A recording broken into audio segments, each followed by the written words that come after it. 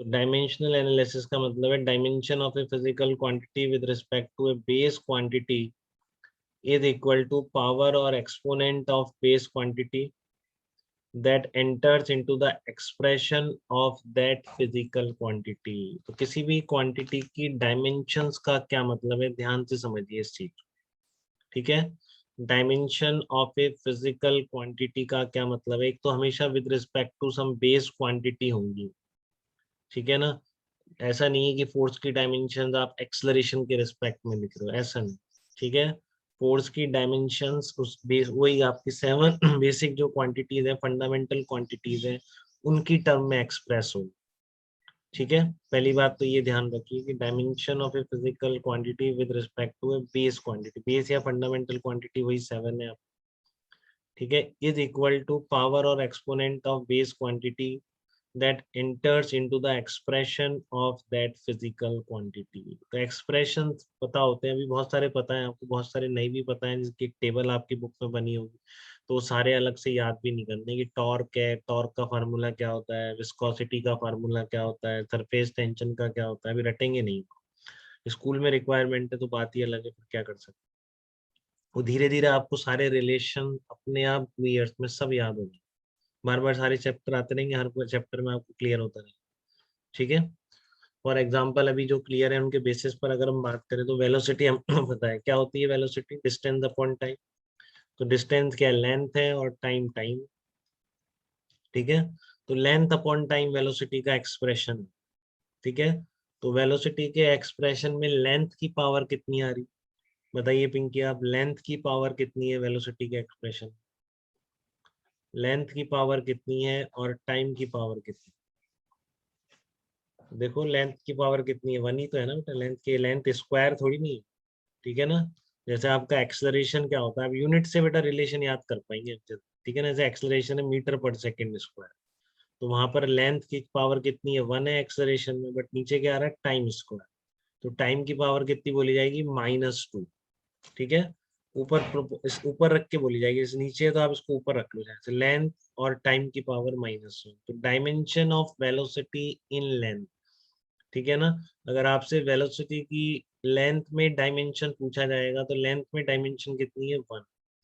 Time की dimensions कितनी है वेलोसिटी की, -1। ये कहलाती है डायमेंशन।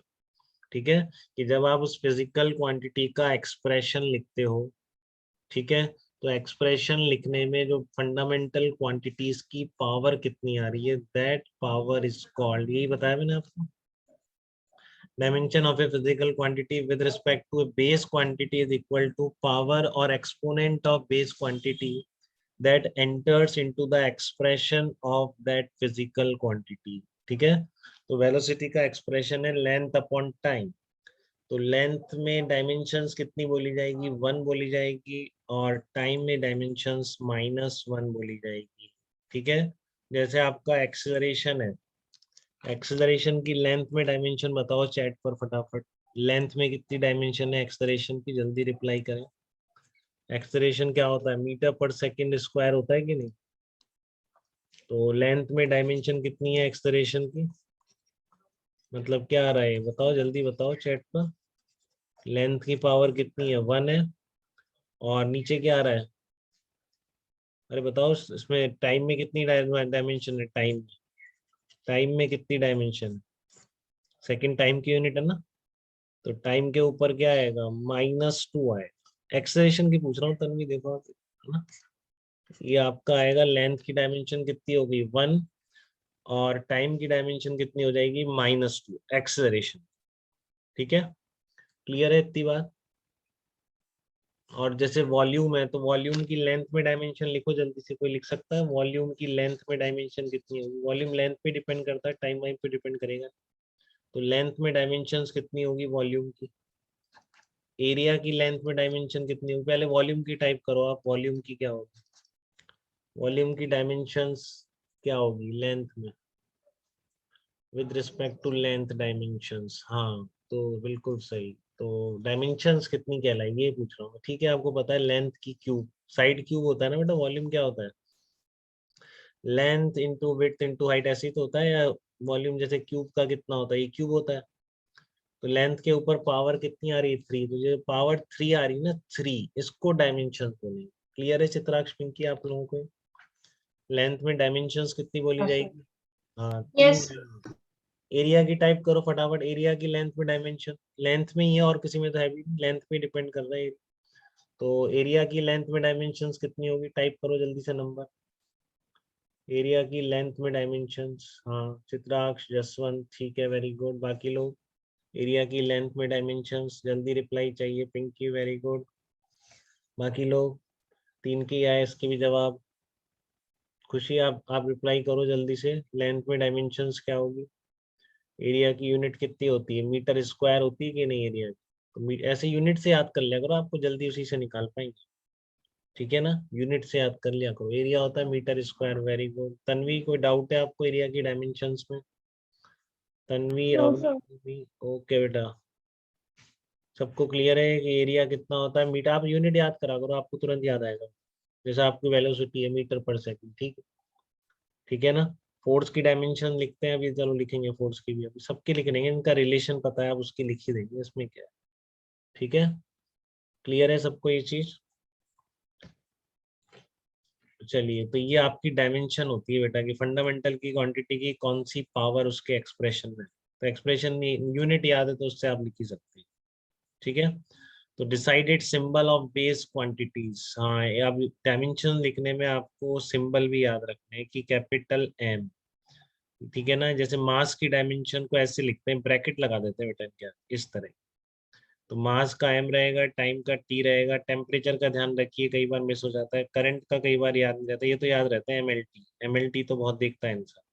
ठीक है ना, बट कभी टेम्परेचर का के बन के आ जाए तो आपको 4 ऑप्शन में तो आप कंफ्यूज हो सकते हैं के क्या है, तो के टेम्परेचर। ठीक है ना, जैसे स्पीड ऑफ साउंड है आपकी गैस, वो टेम्परेचर पे डिपेंड करती है। ठीक है, तो वहां पर एक एमएलटी के साथ एक टेम्परेचर की पावर भी आ जाएगी। ठीक है ना, वहां पर एमएल याद है आपको, केमिस्ट्री में पढ़ा है कभी या कहीं सुना है आपने, speed of sound in gas का expression in terms of temperature? नहीं सुना, कोई बात नहीं, धीरे धीरे हम पढ़ेंगे लास्ट लेक्चर में पढ़ेंगे हम।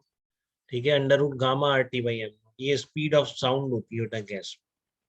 ठीक है ना, गामा होता है आपका सीपी बाई सीवी। ठीक है, तो गामा एक डायमेंशन ले, ऐसे आर हुई, पीवी इक्वल्स टू एनआरटी तो सुना है सबने कि नहीं, आइडियल गैस इक्वेशन, बताओ ये सुना है PV equal to NRT? Chitransh बताइए, पीवी इक्वल टू एनआरटी सुना है आपने कभी, आइडियल गैस इक्वेशन? नहीं सुना, कोई बात नहीं। ठीक है, तो under root gamma R T upon M not होता है। ठीक है, आपकी इस तो देखो टेम्परेचर पे डिपेंड कर रहा है, तो आपको वहां पर एक के और लानी पड़ेगी, क्या हो जाएगा इसमें, टी की पावर 1/2 आ रहा है। ठीक है ना, तो आपकी स्पीड, अब देखो स्पीड की तो बेसिक क्वांटिटी वही रहेगी अगर स्पीड है, क्यों? ठीक है ना, बट इस तरह से कई चीजें टेम्परेचर पे भी डिपेंड कर सकती हैं। ठीक है, तो वहां पर आपका केल्विन आ जाएगा, यहाँ पे तो नहीं आएगा क्योंकि स्पीड है ना, स्पीड तो मीटर पर सेकंड है, तो ये तो L1T-1 ही बोली जाएगी टेम्परेचर। ठीक है ना, क्योंकि आपका ये आर भी टेम्परेचर पे डिपेंड करता है, तो इसका टेम्परेचर इसका टेम्परेचर कट जाता है। ठीक है ना, क्योंकि आप देख रहे हैं ना PV equals to N R T, तो आर की जगह आपने पीवी अपॉन टी लिखा तो टी और टी कट गया। ठीक है, तो इस तरह से करेंगे, कई चीजें हैं जो डिपेंड करती हैं टेम्परेचर पे। ठीक है, और करंट पे कौन डिपेंड करेगा, करंट जैसे चार्ज की डायमेंशन लिखनी है तो आपको इलेक्ट्रिक करंट पता है क्या, बताओ इलेक्ट्रिक करंट का फार्मूला पता है किसी को, कितना होता है, ये तो आप पढ़ते हैं यार बहुत, इलेक्ट्रिक करंट कितना होता है बताओ? Q/T होता है, charge flown in unit time. तो अब आपको चार्ज की डायमेंशन लिखनी है, आज से आप समझ जाएंगे, ये आता है ना, ये आता है कि नहीं बताओ, Q=IT। ठीक है, अब आपको चार्ज की डायमेंशन लिखनी है करंट की टर्म में, तो करंट की टर्म में कितनी हो जाएगी, 1 हो जाएगी। ठीक है ना, टाइम की टर्म में कितनी हो जाएगी, 1 हो जाएगी, ये डायमेंशन है इसका। ठीक है, अब इसको एक्सप्रेस कैसे करेंगे, जब तो आप स्टेटमेंट में एक्सप्रेस कर रहे हैं कि चार्ज की करंट के रिस्पेक्ट में डायमेंशन कितनी है, 1 है, और चार्ज की टाइम के रिस्पेक्ट में डायमेंशन कितनी है, 1। ठीक है, तो अभी तो आप ऐसे उसको लिखने का तरीका देखिए, आप कैसे एक्सप्रेस करेंगे इन चीजों को, तो उसको हम डायमेंशनल फार्मूला बोलेंगे। जैसे ये बन गया, आप कहते हो करंट एक्सेलरेशन मीटर पर सेकेंड स्क्वायर है। ठीक है, तो लेंथ में डायमेंशन 1 है तो लेंथ की पावर 1, टाइम में -2 है, टाइम की -2। अब इसका डायमेंशनल फार्मूला क्या होगा, इस तरह के ब्रैकेट लगा के, इसको लिखो ना लिखो फर्क नहीं पड़ता, ऐसे ही लिख दिया मैंने m की पावर 0, ठीक है ना। नहीं तो डायमेंशनल फार्मूला ऑफ एक्सेलरेशन क्या बन के आ गया, ये इस फॉर्म इस तरह से लिखना आना चाहिए आप, ठीक है ना। फिजिकल क्वांटिटी की कौन सी पावर, एल की डायमेंशन ऊपर, टाइम के रिस्पेक्ट में जो डायमेंशन है वो यहाँ लगा के लिख दो, इस तरीके से ब्रैकेट लगा, तो ये क्या कहलाएगा, डायमेंशनल फार्मूला कहलाएगा। अब जैसे वॉल्यूम का डायमेंशनल फार्मूला क्या होगा ये समझ लो आप। वॉल्यूम का डायमेंशनल फार्मूला क्या होता है, एल क्यूब, ठीक है ना। एरिया का डायमेंशनल फार्मूला क्या होता है, डायमेंशनल फार्मूले के लिए ब्रैकेट लगेगा, फिजिकल क्वांटिटी का सिंबल आएगा और उसकी जो डायमेंशन है वो है मीटर स्क्वायर, ठीक है। और आपको जैसे अब मैं डायमेंशनल फार्मूला फोर्स का लिख रहा हूँ, तो फोर्स का आप लिख सकते हो क्या, बताओ एक बार जल्दी से, एम इंटू ए, यही होता है।